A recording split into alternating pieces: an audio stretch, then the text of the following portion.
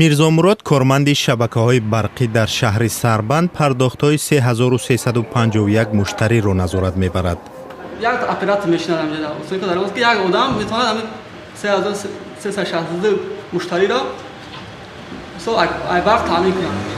5 соли пеш дар Сарбанд лоҳияи таҷрибавии пардохтҳои электронии барқ амалӣ шуд ки ба қавли масъулин дар аввал мушкилиҳои худро дошт, баъдан мардум оҳиста оҳиста ба он одат карданд. дар ҳолате ки омӯхтан пурра фоидаву манфиаташа ки дидан ҳозир ҳама яъне омӯхта шудаги сари вақт бе ягон қарз омода месупоранд.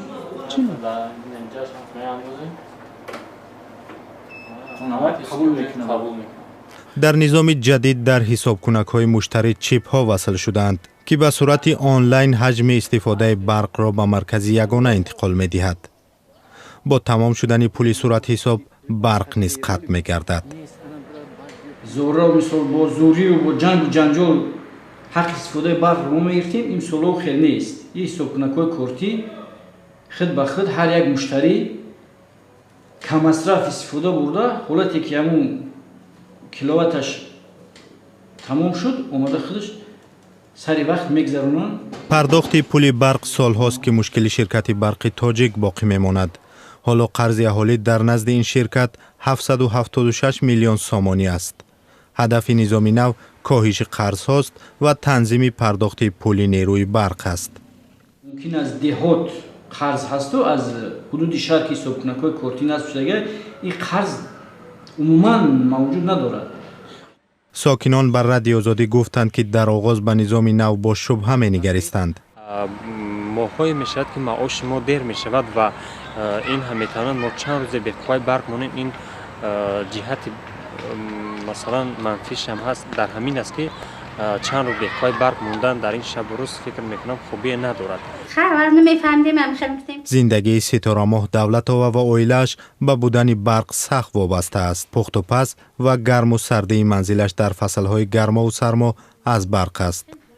ӯ мегӯяд пардохтҳои электронӣ буҷаи онҳоро ба танзим даровард ва акнун онҳо бар тибқи имконоти худ ниёзмандиҳои худро қонеъ месозанд. бесавер мисол намемонем, қарздор намешавем. барои Саъбагул Суфиева, як зани бознишаста ки ба тиҷорат машғул аст, ҷорӣ шудани пардохтҳои электронӣ маънии халос шудан аз нозирони дағал аст ки гоҳу бегоҳ дари онҳоро мекуфтанд.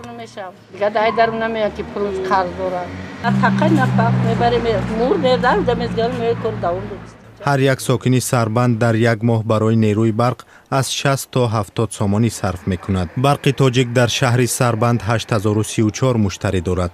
аз он зиёда аз 4600 нафар ҳанӯз ба шеваи қадим пули барқро мепардозанд. масъулини ин идора бар инанд ки ба пардохтҳои электронӣ гузаронидани онҳо даромади ширкатро афзуда талафоти барқро дар шаҳр коҳиш медиҳад. ҳукумати Тоҷикистон ба вазорати энержӣ дастур додааст ки то охири сол барқи тоҷик ба пардохтҳои электронӣ гузарад. дар шаҳри Сарбанд умед доранд ки баъди ин дастур дастгирӣ молӣ меёбад ва пурра ба пардохтҳои электронӣ мегузарад.